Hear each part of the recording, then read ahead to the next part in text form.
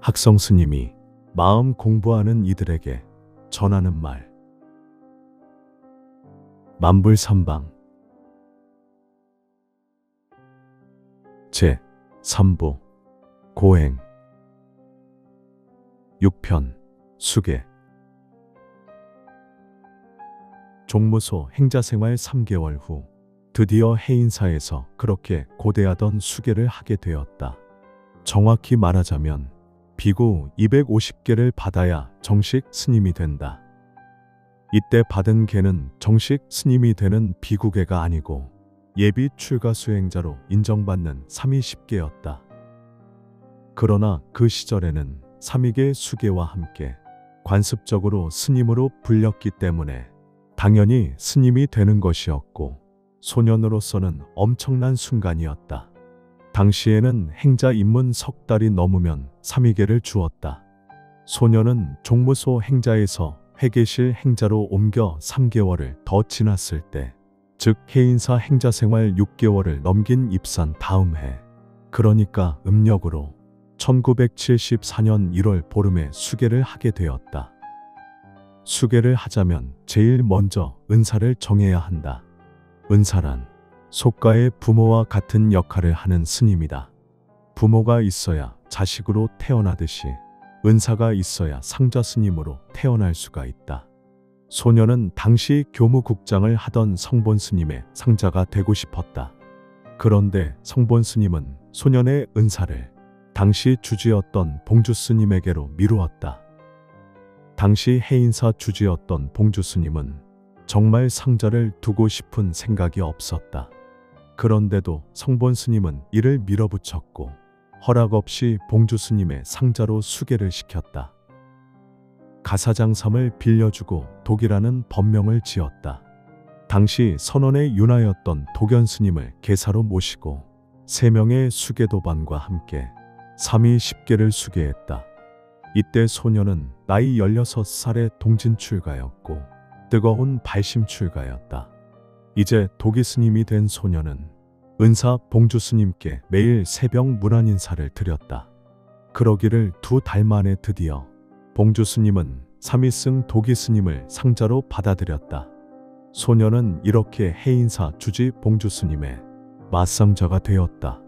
봉주 스님은 그에게 학성이라는 법명을 새로 주었다. 드디어 소년의 행자로서의 고행 생활은 일단락되었다.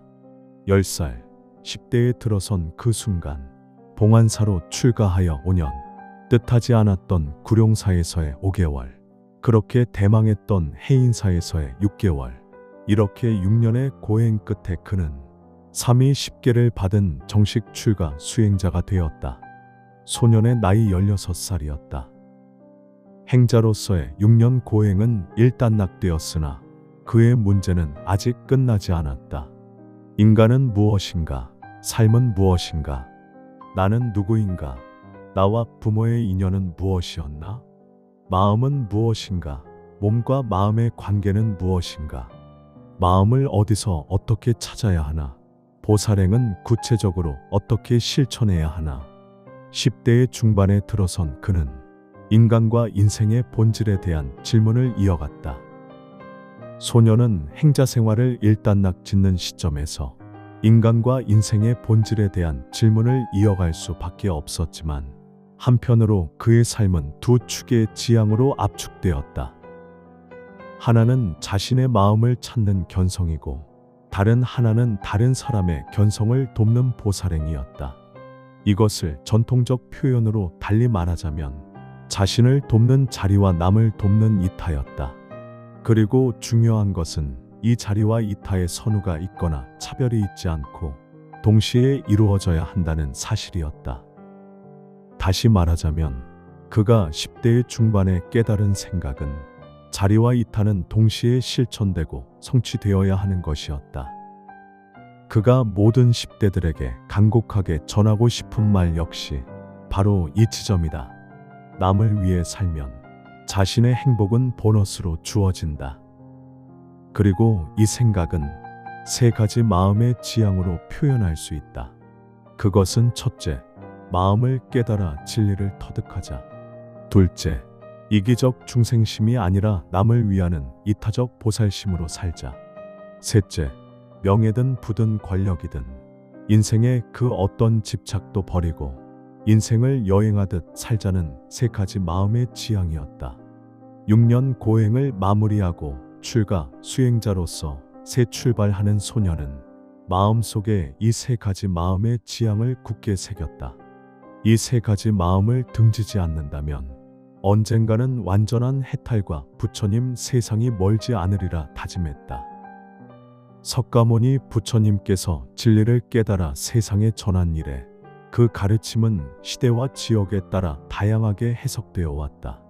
바다를 건너 스리랑카와 동남아시아로 전해진 불교와 사막과 산맥을 넘어 동북아시아로 전해진 불교는 사뭇 많은 차이를 보인다. 게다가 이제는 유럽과 미국 등 서방으로 전해진 불교 역시 나름대로 그곳의 문화에 적응하면서 또 다른 불교로 다시 태어나고 있다. 공간과 시간이 다르고 사람과 문화가 다른데 따른 당연한 현상이다. 그러나 한 분 부처님의 가르침이 이렇게 시대와 지역과 사람과 문화에 따라 다양하게 해석되고 전개되어 옴에도 불구하고 그 모든 다름을 하나로 관통하는 통일된 핵심이 있다. 불교는 모든 문제와 문제의 해결을 인간, 즉 나 이외의 다른 대상에서 찾지 않는다. 모든 문제는 나 자신과 그 나를 중심으로 한 일체 존재들과의 관계의 문제이다. 물론 그 해결책도 마찬가지다. 부처님 가르침의 핵심은 나 자신 즉 인간의 본질, 인간의 실상, 인간의 참모습이 무엇인지를 확연하게 깨달아야 한다는 것이다. 행복이란 인간의 실상, 자신의 참모습에 맞게 삶으로서만 가능하며 고통이란 인간의 참모습을 모르고 자신의 참모습과 어긋나게 삶으로써 초래되는 것이다. 지역과 시대와 사람과 문화의 차이를 넘어 부처님 가르침 전체를 관통하는 통일된 핵심은 인간의 본질, 자신의 참모습에 대한 확연한 깨달음과 그 참모습에 철저하게 부합한 삶이다. 동북아시아 대승불교의 스승들은 인간의 본질, 자신의 참모습을 사람의 마음에서 찾고자 했다. 문자를 건립하지 않고 가르침 밖에 따로 전하며 사람의 마음을 곧장 가리켜 성품을 보아 깨달음을 이룬다는 동북아시아 대승불교의 이런 지향을 가장 잘 함축하고 작동시켜 온 사국의 캐치프레이즈다. 이런 이념을 굳게 품은 조사들은 염화미소, 언어도단, 무상무형, 한물건 주인공 등 숱한 관련 이디엄을 동북아 불자들의 뇌리에 굳게 각인시켰다. 일단 이분들의 노력이 보통 사람들이 흔히 알 듯 인간의 본질로서의 마음이란 경험적 기억의 누적물이 아니라는 사실을 분명히 하는 데는 성공했다. 우리가 상식적으로 생각하는 나란 내 기억의 집합일 뿐이다. 물론 석가모니 부처님이 등장하셨을 당시 우파니샤드의 아트만설을 명백히 부정한 대로 마음을 실체적 영혼설과 차별짓는 데도 성공한 듯 보인다. 그러나 동북아 불교에서 인간의 마음이란 이것도 아니고 저것도 아니라는 부정적 진술을 넘어 인간의 마음이란 이렇고 저렇다는 긍정적, 적극적 진술은 극히 부족했음을 부인하기는 어렵다. 간혹 인간의 마음이 그대로 부처다라는 무조건적, 전적 긍정은 있다. 그러나 어떤 마음은 부처의 마음이고 또 어떤 마음은 중생의 마음인지, 그리고 그대로 부처인 이 마음에서 왜 중생의 마음이 빚어졌는지에 대한 설명은 충분치 않다. 호련히 문득 맑은 하늘에 구름이 일어나고 사라지듯 등 우연주의 혹은 신비주의적 태도가 대부분이다. 이 지점에서 한 소녀는 깊이 생각했다.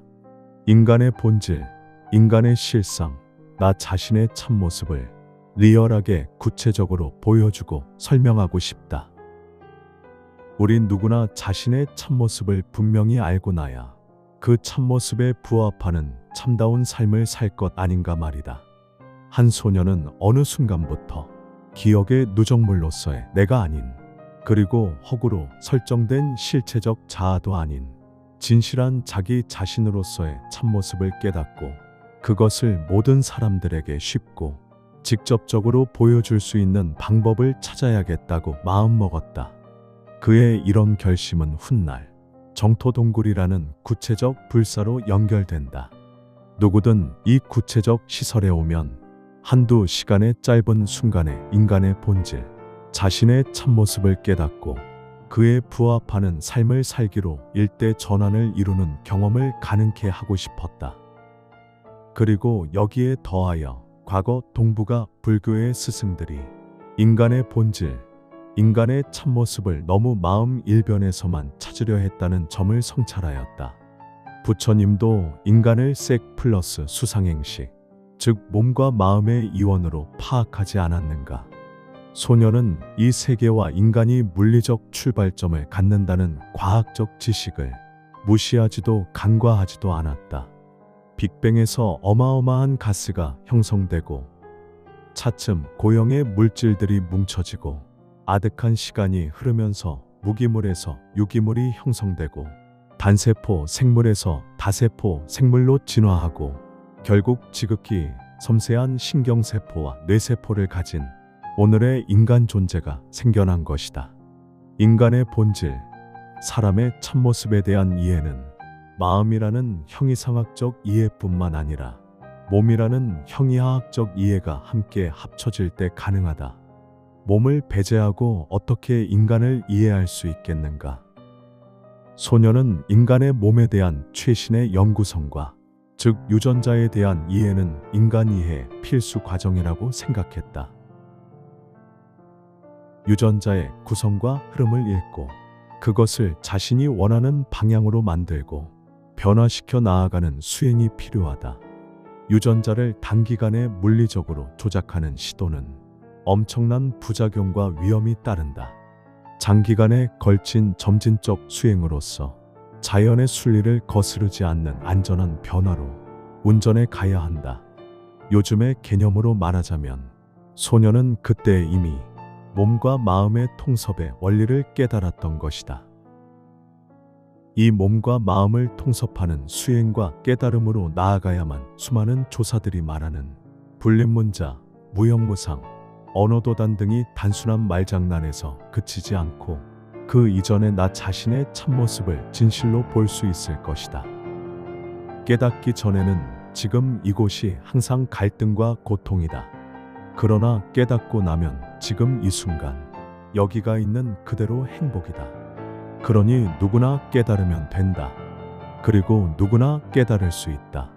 소녀는 모든 사람들을 깨달음으로 인도하는데 자신의 모든 것을 바치고자 결심했다.